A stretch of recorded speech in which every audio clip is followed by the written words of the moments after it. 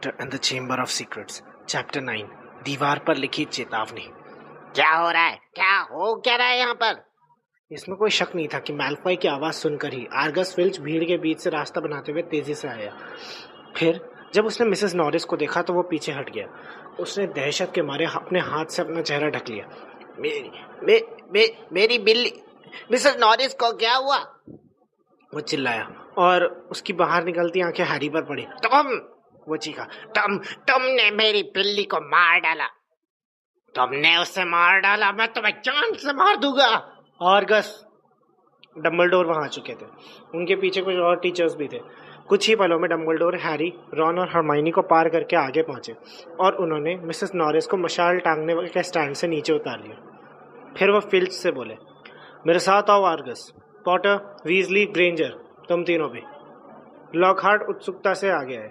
Headmaster, मेरा office सबसे पास है, बस ऊपर की मंजिल पर, वहां चलकर। धन्यवाद गिल्डरॉय, डम्बलडोर ने कहा। खामोश भीड़ ने उन्हें निकलने की जगह दी। लॉकहार्ट रोमांचित और महत्वपूर्ण दिखते हुए तेजी से डम्बलडोर के पीछे चलने लगे। प्रोफेसर मैगोनागल और स्नेप ने भी ऐसा ही किया। जब वो लॉकहार्ट के अंधेरे के ऑफिस में घुसे तो दीवारों पर अचानक हलचल होने लगी। हैरी ने देखा कि कई तस्वीरों में लगे लॉकहार्ट के चेहरों ने उनकी नज़रों से बचने के लिए गोता मारा, क्योंकि उनके बालों पर रोलर लगे थे। असली लॉकहार्ट ने टेबल पर मोमबत्तियां जलाई और पीछे हटकर खड़े हो गए। डम्बलडोर मिसेस नॉरिस को चिकनी सतह पर लेटाकर उसकी जांच करने लगे। हैरी, रॉन और हरमाइनी ने एक दूसरे की तरफ तनाव भरी निगाह डाली और मोमबत्तियों की रोशनी के दायरे से बाहर रखी कुर्सियों में धंसकर सब कुछ देखते रहे। डम्बलडोर की लंबी और मुड़ी हुई नाक मिसेस नॉरिस के बालों से मुश्किल से 1 इंच दूर होगी। वो अपने आधे चांद के आकार के चश्मे से उसे बहुत करीब से देख रहे थे। उनकी लंबी उंगलियां हल्के से बिल्ली को कुरेद और कोंच रही थी।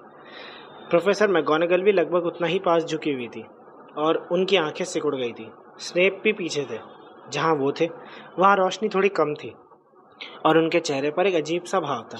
ऐसा लग रहा था जैसे वो अपनी मुस्कुराहट को रोकने की बहुत कोशिश कर रहे हो।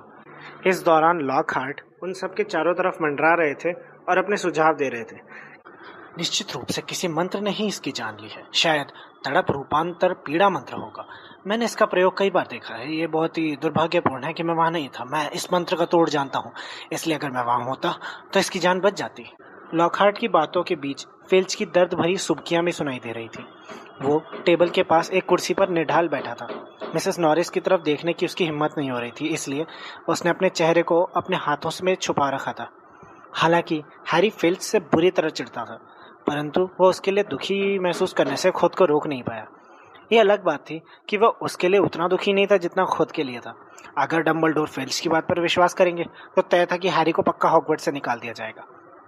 डम्बलडोर अब धीमे धीमे कुछ अजीब से शब्द बुदबुदा रहे थे और मिसेस नॉरिस को अपनी छड़ी से ठोक रहे थे, पर कुछ नहीं हुआ। मिसेस नॉरिस ऐसी ही दिखती रही जैसे किसी ने उसकी खाल में बस भूसा भर दिया हो।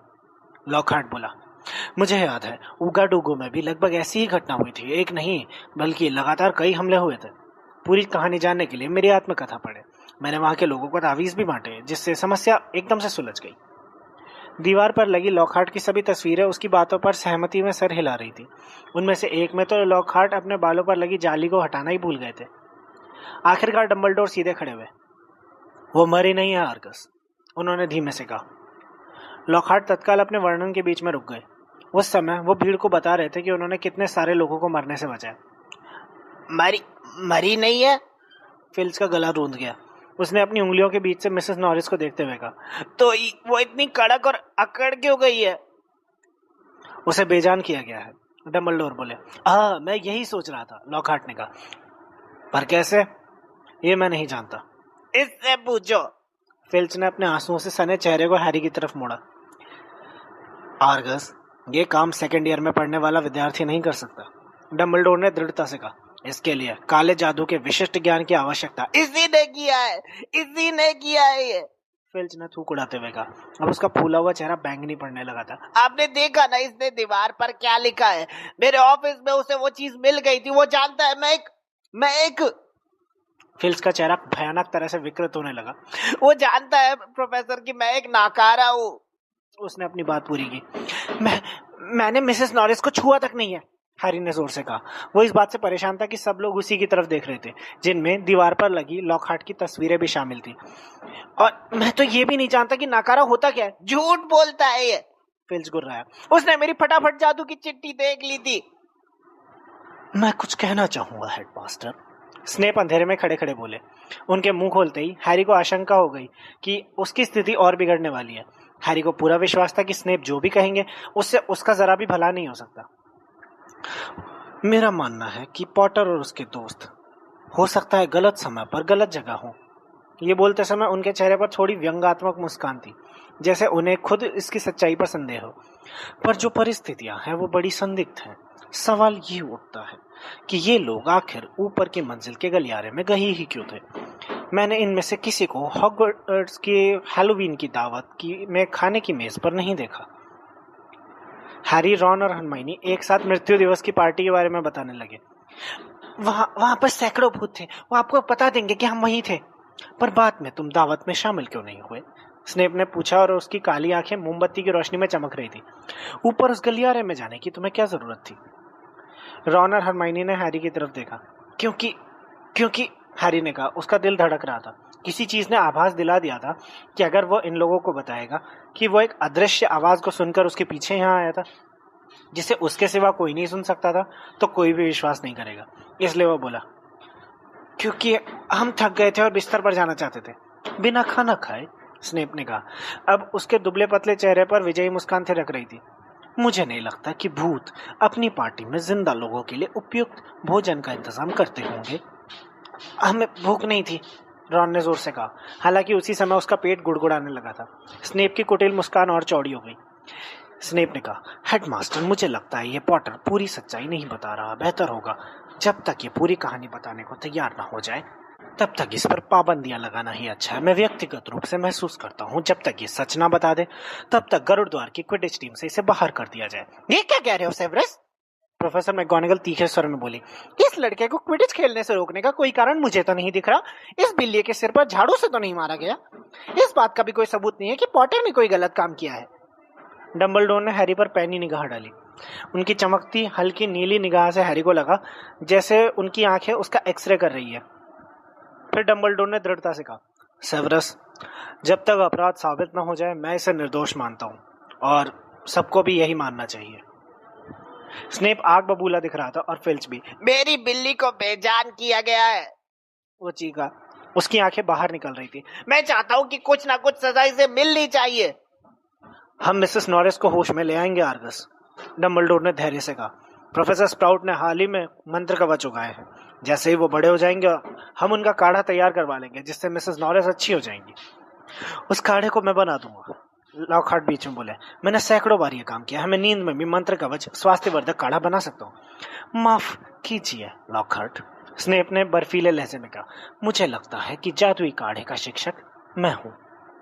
एक बहुत अजीब खामोशी छा गई। डंबलडोर ने हैरी, रॉन और हरमाइनी से कहा, तुम लोग जा सकते हो। बिना दौड़े वो तेजी से जितना चल सकते थे उतनी तेजी से वहां से चल दिए। जब वो लॉकहार्ट के ऑफिस से एक मंजिल ऊपर पहुंच गए तो एक खाली क्लास में घुसे और दरवाजा बंद कर लिया। हैरी ने अपने मित्रों के स्याह चेहरों को देखते हुए कहा, तुम्हें ये तो नहीं लगता ना कि मुझे उस आवाज के बारे में उन्हें बताना चाहिए था जो मैंने सुनी थी? नहीं, रॉन ने बिना झिझके कहा। जो आवाजें किसी दूसरे को सुनाई ना दे उन्हें सुनना अच्छी बात नहीं है हैरी, जादू की दुनिया में भी नहीं। रॉन की आवाज में कुछ ऐसी बात थी जिसे भांपकर हैरी ने पूछा, तुम्हें मुझ पर भरोसा तो है ना? जाहिर है मुझे भरोसा है, रॉन बोला, पर तुम भी ये मानोगे ना कि ये अजीब है। मैं जानता हूँ कि ये अजीब है, हैरी ने कहा। पूरी घटना अजीब है। दीवार पर लिखी चेतावनी किस बारे में थी? तहखाना खुल चुका है, इसका क्या मतलब है? जरा रुको, मुझे कुछ याद आ रहा है, रॉन ने धीरे से कहा। मुझे लगता है किसी ने मुझे हॉगवर्ट्स में एक रहस्यमय तहखाने के बारे में कहानी सुनाई थी। शायद बिल ने। और ये नाकारा क्या होता है?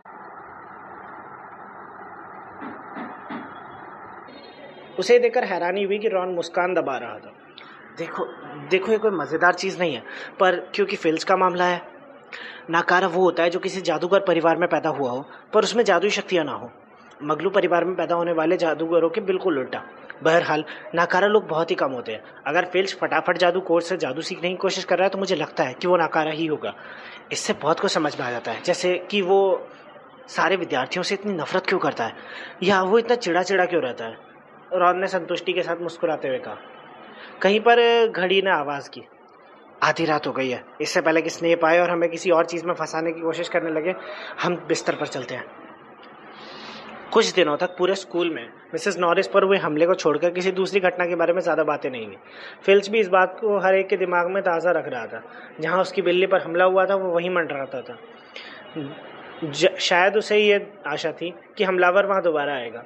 हैरी ने देखा कि फिल्च दीवार पर लिखे संदेश को हर तरह के दागों का दुश्मन मिसेस कोवर का जादुई लोशन से साफ कर रहा था, पर कोई फ़ायदा नहीं हुआ। शायद पत्थर की दीवार पर पहले की तरह ही शब्द चमके जा रहे थे। फिर जब फिल्च मौका वारदात पर पहरेदारी नहीं कर रहा होता था तो वो सारे गलियारों में छुपकर लाल आंखों से निगरानी करता था। वो अचानक उछलकर विद्यार्थियों के सामने आता और उन्हें जोर उससे सांस लेने या खुश दिखने जैसी बातों के लिए सजा देने की कोशिश करने लगता। जिनी वीजली मिसेस नॉरिस के बेजान होने के बाद से बड़ी विचलित दिख रही थी। रॉन के अनुसार उसे बिल्लियों से बहुत प्यार था। पर तुम तो मिसेस नॉरिस को ठीक से जानती भी नहीं हो, रॉन ने समझाते हुए कहा। सच कहा जाए तो उसके बिना हम ज़्यादा ही खुश हैं। जिनी के होंठ कांपने लगे। इस तरह की घटनाएं हॉगवर्ट्स में अक्सर नहीं होती है, रॉन ने उसे आश्वस्त किया। जिस भी सिरफिरे ने ऐसा किया है उसे पकड़ लिया जाएगा और यहाँ से निकाल भी दिया जाएगा। मैं तो बस ये आशा कर रहा हूँ कि स्कूल से निकाले जाने वाले पहले उस फिल्च को भी बेजान कर जाए। रॉन ने जब देखा कि जिनी का चेहरा और पीला पड़ रहा है तो उसने तुरंत ये भी जोड़ दिया, अरे मैं मजाक कर रहा था जिनी। हरमाइनी पर भी हमले का असर हुआ था। बहुत ज़्यादा पढ़ना हरमाइनी के लिए सामान्य बात थी, पर अब तो वो जैसे और कुछ कर ही नहीं रही थी। हैरी और रॉन ने उससे पूछा भी कि वो क्या करना चाहती है, पर उसने उन्हें ज़्यादा कुछ नहीं बताया। अगले बुधवार तक उन्हें हरमाइनी के इरादों का पता नहीं चल पाया। जादुई काढ़े की क्लास खत्म होने के बाद भी हैरी वहीं था, क्योंकि स्नेप ने उसे टेबल पर से कीड़े मकोड़े साफ करने के लिए वहीं रोक लिया था। जल्दी से लंच करने के बाद वो रॉन से मिलने के लिए ऊपर की मंजिल पर लाइब्रेरी में गया। रास्ते में उसे जस्टिन फिंच फ्लेचली, जो मेहनत का शाउस का वही बच्चा था जिससे उसका जड़ी बूटियों के ज्ञान की क्लास में परिचय हुआ था, उसे अपनी तरफ आते देखा। हैरी ने हेलो कहने के लिए मुंह खोला ही था कि तभी जस्टिन ने उसे देख लिया। हैरी को देखते ही वो झटके से मुड़ा और दूसरी दिशा में चलने लगा। हैरी को रॉन लाइब्रेरी के पिछले हिस्सों में मिला, जहाँ वो जादू का इतिहास विषय का अपना होमवर्क नाप रहा था। प्रोफेसर बिन्स ने सभी विद्यार्थियों से यूरोपीय जादूगरों की मध्ययुगीन सभा पर 3 फीट लंबा निबंध लिखकर लाने को कहा था।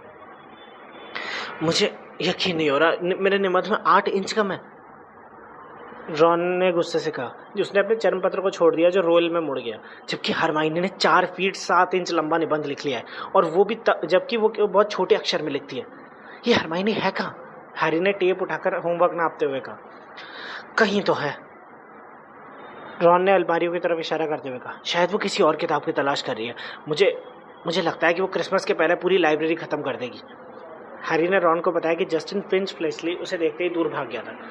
मुझे मालूम नहीं है तुम उसकी इतनी परवाह क्यों करते हो, मुझे तो वो गधा लगता है, रॉन बोला और लिखने लगा। वो बड़े बड़े अक्षर लिखने की कोशिश कर रहा था। वो इस बारे में कितनी बकवास कर रहा था कि लॉकहार्ट कितने महान है। हरमाइनी किताबों की अलमारियों के बीच से निकली। वो चिड़चिड़ी लग रही थी, पर अब वो आखिरकार उनसे बात करने को तैयार थी। हॉगवर्ट्स एक इतिहास की सभी कॉपीज विद्यार्थियों ने ले रखी है, सभी वो किताबें पढ़ना चाह रहे हैं, उसने हैरी और रॉन के पास बैठते हुए कहा। और 2 हफ्ते की वेटिंग लिस्ट है। काश मैंने अपनी किताब घर पर नहीं छोड़ी होती, पर मैं और क्या करती। लॉकहार्ट की इतनी सारी किताबों के साथ वो किताब मेरे संदूक में फिट नहीं आ रही थी। तुम वो किताब पढ़ना ही क्यों चाहती हो? हैरी ने पूछा। उस वजह से जिस वजह से हर विद्यार्थी से पढ़ना चाहता है, हरमाइनी बोली, रहस्यमयी तहखाने की कहानी जानने के लिए। वो है क्या? हैरी ने जल्दी से पूछा। यही तो दिक्कत है, मुझे याद नहीं और मुझे वो कहानी कहीं और नहीं मिल रही। हरमाइनी मुझे अपना निबंध दिखाओगी? रॉन ने अपनी घड़ी की तरफ देखते हुए हताशा से कहा। नहीं, बिल्कुल नहीं, तुम्हें ये निबंध लिखने के लिए 10 दिन मिले थे ना, मुझे सिर्फ 2 इंच और लिखना है। चलो भी। घंटी बज गई। रॉन और हरमाइनी जादू के इतिहास की क्लास में झगड़ते हुए आगे आगे गए। जादू का इतिहास टाइम टेबल का सबसे नीरस विषय था। पढ़ाने वाले प्रोफेसर बिन्स उनके इकलौते भूत शिक्षक थे। उनकी क्लास में आज तक जो सबसे रोमांचक घटना घटी थी वो ये थी कि वो ब्लैक बोर्ड से निकलकर कमरे में अंदर आए थे। वो बूढ़े थे और उनके चेहरे पर झुर्रियाँ थी। कई लोगों का कहना है कि उन्हें ये पता ही नहीं चला कि वो मर चुके थे। वो बस एक दिन पढ़ाने के लिए उठे और स्टाफ रूम में जलती आग के सामने अपना शरीर कुर्सी पर बैठा छोड़कर क्लास लेने चले गए। उनकी दिनचर्या में तब से आज तक जरा भी अंतर नहीं आया था। आज की क्लास भी हमेशा की तरह बोरिंग थी। प्रोफेसर बिन्स ने नोट्स खोले और किसी पुराने वैक्यूम क्लीनर जैसी सपाट आवाज़ में पढ़ने लगे। बोरियत के कारण क्लास का लगभग हर विद्यार्थी गहरी झपकी की स्थिति में था। कभी कभार किसी की तंद्रा टूटती तो वो एक आध नाम या तारीख लिख लेता और दोबारा सो जाता। वो आधे घंटे से बोल रहे थे, तब भी अचानक ऐसी घटना हुई जो पहले कभी नहीं हुई थी। हरमाइनी ने हाथ ऊपर उठाया। 1289 के अंतर्राष्ट्रीय जादूगरी सम्मेलन पर एक बहुत ही नीरस लेक्चर बीच में रोककर प्रोफेसर बिन्स ने ऊपर देखा और वो हैरान रह गए। मिस ग्रेंजर सर, क्या आप हमें रहस्यमय तहखाने के बारे में कुछ बता सकते हैं? हरमाइनी ने साफ आवाज में पूछा। डीन थॉमस, जो मुंह खोलकर खिड़की के बाहर टकटकी लगाकर देख रहा था, अचानक होश में आया।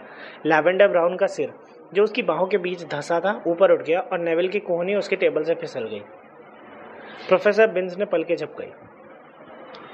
मेरा विषय जादू का इतिहास है, उन्होंने अपनी नीरस और घरघराती आवाज में कहा। मैं सच्ची घटनाओं के बारे में पढ़ाता हूँ मिस ग्रेंजर, मिथक या दंत कथाओं के बारे में नहीं पढ़ाता। उन्होंने गला साफ करते हुए चौक टूटने जैसी हल्की ही आवाज़ निकाली और आगे पढ़ाने लगे। उस साल सितंबर में सार्डिनिया के जादूगरों की एक उप समिति, वो अचानक रुक गए। एक बार फिर हरमाइनी का हाथ हवा में लहरा रहा था। मिस ग्रांट, प्लीज़ सर, क्या दंत कथाओं में हमेशा ही कोई सच्चाई नहीं निकलती? प्रोफेसर बिन्स हरमाइनी की तरफ ऐसे देख रहे थे कि हैरी को विश्वास हो गया था कि आज से पहले किसी विद्यार्थी ने उनके लेक्चर के बीच में कुछ कहा नहीं था, चाहे वो जीवित हो या मृत। अच्छा, प्रोफेसर बिन्स धीमे से बोले। हाँ, मेरे ख्याल से यह तर्क तो दिया ही जा सकता है। उन्होंने हरमाइनी को घूरते हुए कहा, जैसे उन्होंने इससे पहले कभी किसी विद्यार्थी को ठीक से देखा ही ना हो। पर जिस दंत कथा की तुम बात कर रही हो वो बहुत ज़्यादा सनसनीखेज और बेवकूफ़ी भरी है। पर पूरी क्लास अब प्रोफेसर बिन्स के हर शब्द को पूरे ध्यान से सुन रही थी। उन्होंने उन सब की एक तरफ एक उड़ती हुई नज़र डाली। उनका चेहरा हर चेहरे को देख रहा था जो उन्हीं की तरफ मुड़ा था। हैरी को ये साफ दिख रहा था कि इस असामान्य रुचि के प्रदर्शन से वो बहुत हैरान थे। अच्छा ठीक है, उन्होंने धीमे से कहा, सोचने दो। रहस्यमयी तहखाना, जैसा कि आप सब जानते ही हैं, हॉगवर्ट्स की स्थापना आज से लगभग 1000 साल पहले हुई थी। हालांकि हमें निश्चित तिथि ज्ञात नहीं है। हॉगवर्ट्स को उस युग के 4 जादूगरों और जादूगरनियों ने स्थापित किया था। स्कूल के 4 हाउस उन्हीं के नाम पर है। गौरव गरुड़द्वार, माया मेहनतकश, चंद्रिका चीलखात और नागेश नागशक्ति। उन्होंने मिलकर इस महल को मगलुओं की निगाहों से दूर बनाया, क्योंकि वो एक ऐसा युग था जब आम जनता जादू से डरती थी और जादूगरों और जादूगरनियों को बहुत यातना सहनी पड़ती। वो ठहरे, कमरे में चारों तरफ उड़ती निगाह डाली और आगे बोलने लगे। कई साल तक इन संस्थापकों ने सद्भावपूर्ण माहौल में इकट्ठे काम किया। उन्होंने ऐसे बच्चे खोजे जिनमें जादू के निशान थे और फिर उन्हें शिक्षित करने के लिए महल में लाए। फिर उनके बीच विवाद होने लगे। नागशक्ति और बाकी लोगों में मतभेद हो गया।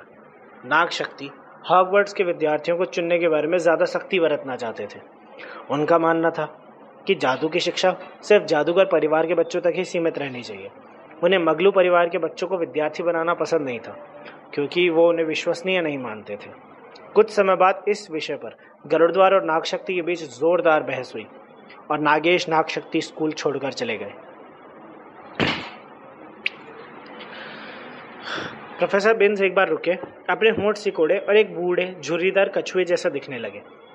विश्वसनीय ऐतिहासिक सूत्र हमें सिर्फ इतना ही बताते हैं, पर वास्तविक तथ्यों को रहस्यमय तहखाने की काल्पनिक दंत कथा ने विकृत कर दिया है। कहा जाता है कि नागशक्ति ने महल में एक गुप्त तहखाना बनाया था, जिसके बारे में अन्य संस्थापक कुछ नहीं जानते थे। दंत कथा के अनुसार जाते समय नागशक्ति रहस्यमय तहखाने को इस तरह बंद कर गए ताकि उसे कोई ना खोल पाए, जब तक कि उनका असली वारिस स्कूल में ना आ जाए। उनका वारिस ही रहस्यमय तहखाने को खोल सकता है और इसके अंदर छुपे आतंक को बाहर निकाल सकता है। इस तरह उनका वारिस इस स्कूल से उन अशुद्ध खून वाले लोगों का सफाया करेगा जिन्हें वो मानते थे कि वो जादू पढ़ने के काबिल नहीं है। उनकी कहानी पूरे होने पर खामोशी छा गई, पर ये और दिनों जैसी उनींदी खामोशी नहीं थी जो प्रोफेसर बिन्स की क्लास में हमेशा रहती थी। माहौल उलझन भरा था। हर विद्यार्थी उन्हें ही देख रहा था और उम्मीद कर रहा था कि वो आगे कुछ बताएंगे।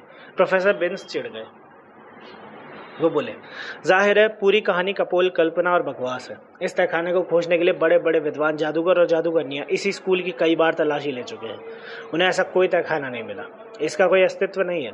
ये एक ऐसी कहानी है जो भोले भाले लोगों को डराने के लिए बस गढ़ी गई है। हरमाइनी का हाथ फिर हवा में था। सर, तहखाने में छुपे आतंक का ठीक ठीक क्या मतलब होगा? मिस ग्रेंजर, ऐसा माना जाता है कि ये किसी तरह का भयानक जानवर है जिसे सिर्फ नागशक्ति का वारिस ही काबू में कर सकता है, प्रोफेसर बिन्स ने नीरस और कांपती आवाज में कहा। विद्यार्थियों ने घबराकर एक दूसरे को देखा।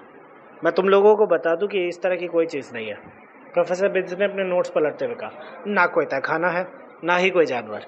पर सर, सीमस फिनिगन ने कहा, अगर तहखाने को सिर्फ नागशक्ति का असली वारिस ही खोल सकता है तो दूसरा कोई कैसे खोज पाएगा, है ना? बकवास, ओफ्लहर्टी, प्रोफेसर बिन्स ने उत्तेजित स्वर में कहा। अगर हॉगवर्ट्स के हेडमास्टरों को ऐसा कुछ भी नहीं मिला है। प्रोफेसर, पार्वती पाटिल सुरीली आवाज में बोली, शायद उसे खोलने के लिए काले जादू की जरूरत हो। प्रोफेसर बिन्स ने पलटकर कहा, अगर कोई जादूगर काले जादू का प्रयोग नहीं करता तो इसका यह मतलब नहीं है मिस पेनीफेदर कि वो इसका प्रयोग नहीं कर सकता। मैं फिर दोहराता हूँ, अगर डम्बलडोर जैसे जादूगर पर शायद उसके लिए नाग शक्ति के साथ किसी तरह का संबंध होना चाहिए। शायद इसीलिए डम्बलडोर उसे नहीं खोज। डीन थॉमस ने बोलना शुरू किया, पर प्रोफेसर बिन्स की शक्ति अब खत्म हो चुकी थी। अब इस मुद्दे को यहीं खत्म करिए, वो तीखी आवाज में बोले। ये एक कपोल कल्पना है, इसका कोई अस्तित्व नहीं है। इस बात का जरा भी प्रमाण नहीं है कि नाग शक्ति ने हॉगवर्ट्स में कभी रहस्यमयी झाड़ू की अलमारी तक बनाई हो। मुझे अफसोस है कि मैंने तुम्हें इस तरह की मूर्खतापूर्ण कहानी सुनाई। अब अगर आप लोग इजाजत दें तो हम दोबारा इतिहास पर लौटते हैं। ठोस, विश्वसनीय, प्रामाणिक तत्वों और तथ्यों वाला इतिहास। 5 मिनट के भीतर क्लास हमेशा की तरह एक बार फिर उदासीनता, उबासियों और झपकियों के माहौल में बदल गई। जब क्लास खत्म हुई तो डिनर के पहले अपना बैग रखने के लिए वो भीड़ भरे गलियारों में चलने लगे। चलते चलते रॉन ने हैरी और हरमाइनी को बताया, मैं पहले से जानता था कि नागेश नागशक्ति सिरफिरा और सनकी था, पर मैं ये नहीं जानता था कि शुद्ध खून का सारा बखेड़ा इसी ने खड़ा किया है। अगर मुझे मुंह मांगी रकम भी मिले तब भी मैं उसके हाउस में नहीं जाऊंगा। सच तो यह है कि अगर बोलती टोपी ने मुझे नागशक्ति में भेजा होता तो मैं घर जाने वाली ट्रेन में वापस बैठ जाता। हरमाइनी ने उत्साह से सिर हिलाया, पर हैरी कुछ नहीं बोला। उसके मन में उलझन और परेशानी थी, इसलिए वो असहज हो गया। हैरी ने रॉन और हरमाइनी को यह कभी नहीं बताया था कि बोलती टोपी उसे पहले नागशक्ति में रखना चाहती थी। उसे अपने कानों में गूंजती वो आवाज़ अच्छी तरह याद है, जैसे एक कली की बात हो, जब उसने 1 साल पहले टोपी को अपने सर पर लगाया था। सोच लो, तो महान बन सकते हो, और महान बनने के सारे गुण हैं तुम में, और नाग शक्ति महान बनने में तुम्हारी मदद करेगा, इसमें कोई शक नहीं है। पर हैरी ने पहले ही नागशक्ति हाउस के कुख्यात छवि के बारे में सुन लिया था, और ज़्यादातर शैतानी जादूगर इसी हाउस से निकलते हैं। ये सोचकर उसने व्याकुल होकर कहा, नागशक्ति नहीं। और टोपी ने कहा, ठीक है, अगर तुम चाहते हो तो गरुड़ द्वार। जब वो भीड़ के साथ साथ चल रहे थे तो कॉलिन क्रीवी पास से गुजरा। हाय हैरी। हेलो कॉलिन, हैरी ने मशीनी अंदाज में कहा। हैरी, मेरी क्लास का एक बच्चा कह रहा था कि तुम। पर कॉलिन इतना छोटा था कि वो बड़े हॉल की तरफ जा रहे विद्यार्थियों के रेले में टिक नहीं पाया। उन्होंने उसे बोलते सुना, मिलते हैं हैरी, और भीड़ उसे धक्के मारती अपने साथ ले गई। उसकी क्लास का एक बच्चा तुम्हारे बारे में क्या कह रहा होगा? हरमाइनी ने हैरी से पूछा। हाँ, शायद ये कह रहा हो कि मैं नागशक्ति का वारिस हूँ, हैरी ने कहा। उसका पेट एक और इंच डूब गया जब उसे अचानक याद आया कि किस तरह लंच टाइम में जस्टिन फिंच फ्लेचली उससे दूर भागा था। यहाँ के लोग तो किसी भी बात पर विश्वास कर लेंगे दोस्त, रॉन ने नफरत से कहा। भीड़ छट गई और वो बिना किसी परेशानी के अगली सीढ़ियाँ चढ़ने में कामयाब हो गए। हरमाइनी, क्या तुम्हें सचमुच लगता है कि कोई रहस्यमय तहखाना है? रॉन ने कहा। मैं नहीं जानती, उसने त्योरियां चढ़ाकर कहा। डम्बलडोर मिसेस नॉरिस को ठीक नहीं कर पाया, इसलिए मुझे लगता है कि जिसने भी हमला किया है हो सकता है वह इंसान ना हो। जब वो बोली तो एक मुड़कर उन्होंने खुद को उसी गलियारे के सिरे पर पाया जहां हमला हुआ था।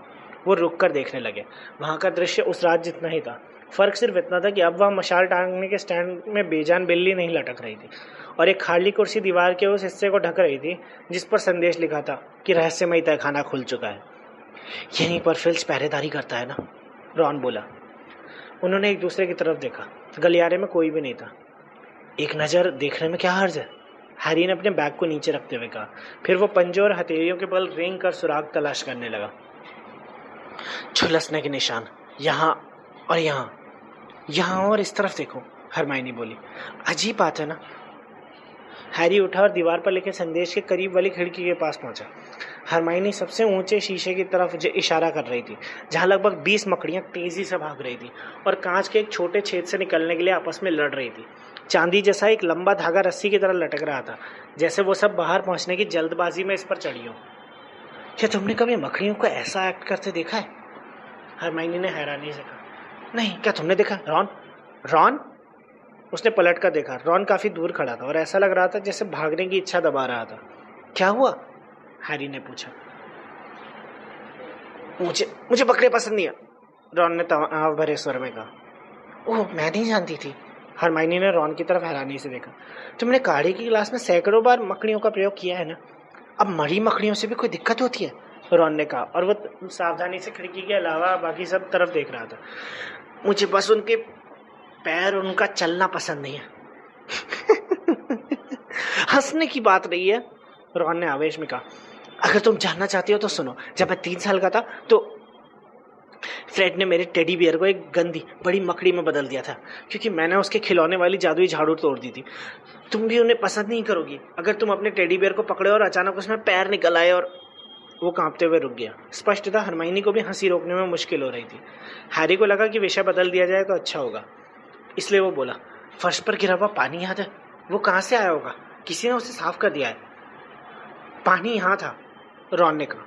अब वो इतना ठीक हो गया था कि फिल्च की कुर्सी के पास कुछ कदम आगे चला और इशारा करके बोला, इस दरवाजे के बराबर में।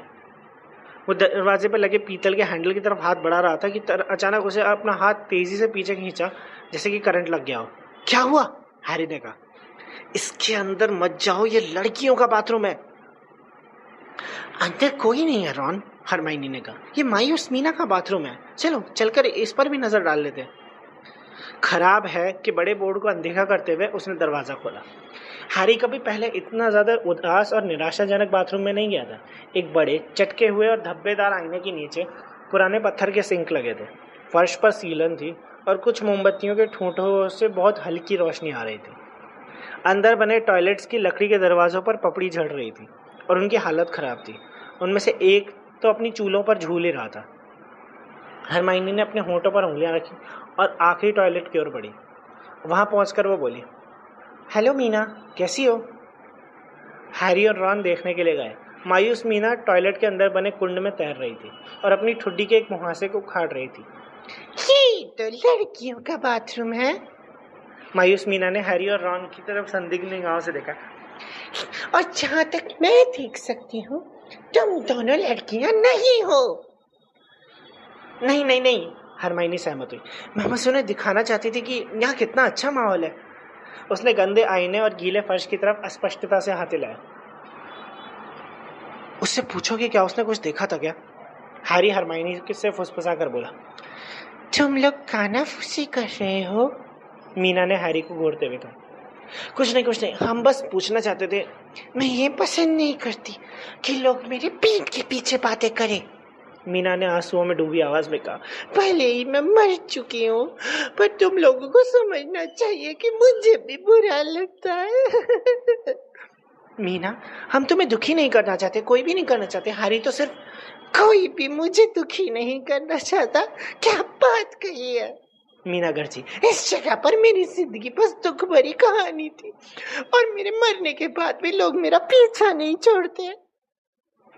हम तो बस तुमसे पूछना चाहते थे कि क्या तुमने पिछले दिनों कोई अजीब चीज देखी है? हरमाइनी ने जल्दी से कहा। क्योंकि हैलोवीन की रात को तुम्हारे बाथरूम के दरवाजे के बाहर एक बिल्ली पर हमला हुआ था। क्या तुमने उस रात किसी को आसपास देखा था? हैरी ने कहा। मैंने उस तरफ ध्यान ही नहीं दिया, मीना ने नाटकीय अंदाज में कहा। वो पीव्स मुझे इतना परेशान कर रहा था और मैं यहाँ आई और मैंने खुद को मारने की कोशिश की।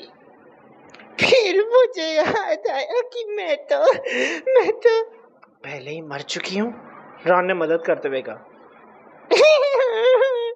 मीना ने दुख भरी सिसकारी भरी हवा में ऊपर उड़ी और मुड़ी। फिर उसने सब तरफ पानी उड़ाते हुए और नजरों से ओझल होते हुए सीधे सिर के बल टॉयलेट में छलांग लगा दी। उसकी दबी हुई सिसकारियों की दिशा से वो इतना समझ गए थे कि वो पाइप के यू बेंड में कहीं पर आराम कर रही है। हैरी और रॉन अपना मुंह खोले खड़े रहे, पर हरमाइनी ने थके अंदाज में कंधा उचकाया और कहा, सच कहा जाए तो आज मीना खुश हुई होगी। चलो हम बाहर निकलते हैं। हैरी ने मीना की दबी हुई सिसकारियों के बीच दरवाजा मुश्किल से बंद किया था कि तभी एक तेजी से आवाज सुनकर वो लोग उछल पड़े। रॉन! पर्सी वीजली सीढ़ियों के ऊपर ठिठक कर खड़ा था। प्रीफेक्ट का उसका बैज चमचमा रहा था और उसके चेहरे पर दहशत का भाव था। ये लड़कियों का बाथरूम है, तुम अंदर क्या कर रहे थे? उसने हाँफते हुए कहा। बस हम चारों तरफ देख रहे थे, सुराग खोज रहे थे, और क्या? पर्सी ने अपना शरीर इस तरह से फुलाया कि हैरी को मिसेस वीजली की याद आ गई। यहाँ से दूर रहो, उसने उनकी तरफ कदम बढ़ाते हुए कहा और अपने हाथों को लहराते हुए उन्हें खदेड़ दिया। क्या तुम्हें परवाह नहीं है कि लोग क्या कहेंगे? जब सब लोग डिनर कर रहे हैं तो यहाँ पर हमारे आने में तुम्हें क्या परेशानी है? रॉन भी ताव में आ गया। उसने रुककर पर्सी की तरफ गुस्से से घूरा और बोला, सुनो, उस बिल्ली को हमने छुआ भी नहीं था। यही मैंने जिनी से कहा था, पर्सी गुस्से से बोला, पर वो अब भी शायद यही सोचती है कि तुम्हें स्कूल से निकाल दिया जाएगा। मैंने कभी उसे इतना परेशान नहीं देखा। वो रो रो कर आंखें फोड़ रही है। तुम्हें उसके बारे में सोचना चाहिए। सारे फर्स्ट ईयर के बच्चे बहुत घबरा गए हैं। तुम्हें कब से जिनी की परवाह होने लगी? रॉन बोला, जिसके कान लाल हो रहे थे। तुम्हें तो इस बात की चिंता है कि मेरी वजह से तुम्हारे हेड बॉय बनने की संभावना कम न हो जाए। गरुड़ द्वार के 5 पॉइंट कम। पर्सी ने अपने प्रीफेक्ट के बैच पर उंगलियां फिराते हुए रूखेपन से कहा, और मुझे आशा है कि तुम सबक सीख जाओगे। अब कोई जासूसी नहीं, वरना मम्मी को चिट्ठी लिखकर सब बता दूंगा। और वो कदम बढ़ाते हुए वहां से चल दिया। उसकी गर्दन का पिछला हिस्सा भी रॉन के कालों जितना ही लाल था। उस रात हॉल में हैरी, रॉन और हरमाइनी ने पर्सी से सबसे दूर वाली कुर्सियां चुनी। रॉन अब भी बहुत बुरे मूड में था और वो अपने सम्मोहन के होमवर्क पर स्याही के धब्बे गिरा रहा था। जब वो अपनी छड़ी से लापरवाही से धब्बे मिटाने की कोशिश कर रहा था तो उसके जन्म पत्र में आग लग गई। अपने होमवर्क की तरह आंख बबूला होकर रॉन ने मंत्रों की मानक किताब भाग 2 बंद कर दी। हैरी ये देखकर हैरान हुआ कि हरमाइनी ने भी यही किया। वो कौन हो सकता है? उसने शांत आवाज में पूछा, जैसे पहले हो रही चर्चा को आगे बढ़ा रही हो। कौन चाहता होगा कि सारे नकारा और मगलू बच्चे हॉगवर्ट्स से निकल जाए? ओह, चलो सोचते हैं, हमारी नजरों में ऐसा कौन है जो मगलू बच्चों को नीच मानता है? तुम मैल्फॉय की बात कर रहे हो? हरमाइनी ने पलट कर देखा, पर उसे विश्वास नहीं था। ओ, जाहिर है मैं कर रहा हूँ। तुमने उसकी बात सुनी थी? अब तुम्हारी बात है, बच्चातों। मान भी जाओ, उसके गंदे और चूहे जैसे चेहरे पर एक नजर डालने पर तुम्हें समझ में आ जाएगा कि उसी ने किया है।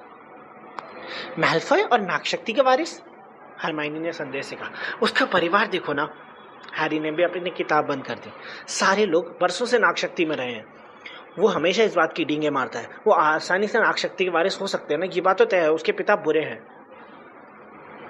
हो सकता है उनके पास सदियों से रहस्यमय तहखाने की चाबी रही हो, जो पिता से पुत्र तक विरासत में छोड़ी जाती हो। मुझे लगता है हो तो सकता है, हरमाइनी ने सावधानी से कहा, पर हम साबित कैसे करेंगे? हैरी उदास स्वर में बोला। एक रास्ता है, हरमाइनी ने धीमे से कहा। उसने अपनी आवाज और धीमी कर ली और हॉल के उस पार बैठे पर्सी पर जल्दी से निगाह डाली। जाहिर मुश्किल होगा और खतरनाक, बहुत खतरनाक। मुझे लगता है हम स्कूल के कम से कम 50 नियम तोड़ देंगे। अगर 1 महीने तक हम इसी तरह से बातें करेंगे तब शायद तुम हमें पूरी बात साफ साफ बताओगी, है ना? ठीक है, हरमाइनी ने ठंडे स्वर में कहा। हमें ऐसा करना है कि हमें नागशक्ति के हॉल में पहुंचकर मैल्फॉय से सवाल करने हैं, पर पता नहीं चलना चाहिए कि सवाल हम पूछ रहे हैं। पर यह कैसे होगा? हैरी ने कहा जब रॉन हंसा। नहीं हो सकता है, हमें बस रूपांतरण काढ़ा चाहिए। क्या? कौन सा काढ़ा? स्नेप ने कुछ ही हफ्ते पहले तो बताया था। क्या तुम्हें लगता है हमारे पास जादुई काढ़े की क्लास में स्नेप की बातें सुनने से बेहतर कोई काम नहीं है? ये काढ़ा आपको किसी दूसरे इंसान में बदल सकता है। सोचो तो, हम खुद को नागशक्ति के 3 स्टूडेंट्स में बदल सकते हैं। किसी को पता नहीं चलेगा कि हम हैं। मैल्फॉय शायद हमें कुछ बता दे। वो शायद इस समय भी नागशक्ति के हॉल में डींगे मार रहा होगा, पर हम नहीं सुन सकते। देखो, ये भेस बदल काढ़ा मुझे थोड़ा सा खतरनाक लगता है, रॉन ने त्योरियां चढ़ाकर कहा। कहीं हम हमेशा के लिए नागशक्ति के लोग नहीं बन गए तो फिर क्या होगा? हरमाइनी अपना हाथ अधीरता से हिलाते हुए बोली। इसका असर थोड़ी देर बाद खत्म हो जाता है, पर इसे बनाने की रेसिपी मुझे मालूम करनी होगी। स्नेप ने कहा था कि ये शक्तिशाली काढ़े नामक की किताब में है। ये किताब शायद लाइब्रेरी के प्रतिबंधित खंड में होगी। प्रतिबंधित खंड से किसी किताब को बाहर निकालने का एक ही तरीका था। आपके पास किसी टीचर के साइन होने चाहिए जिस पर उनकी लिखित अनुमति हो। ये बहाना बनाना मुश्किल होगा कि ये किताब हमें क्यों चाहिए। दरअसल कोई भी टीचर समझ जाएगा कि हम कोई इलीगल काढ़ा बना रहे हैं। मैं सोचती हूँ कि अगर हम इस तरह से बताएं कि हमें सिर्फ पढ़ने में रुचि है तो शायद अनुमति मिल जाए। रहने भी तो, कोई टीचर ही बात मानने को तैयार नहीं होगा जब तक कि उसके दिमाग का कोई पेज ढीला ना हो।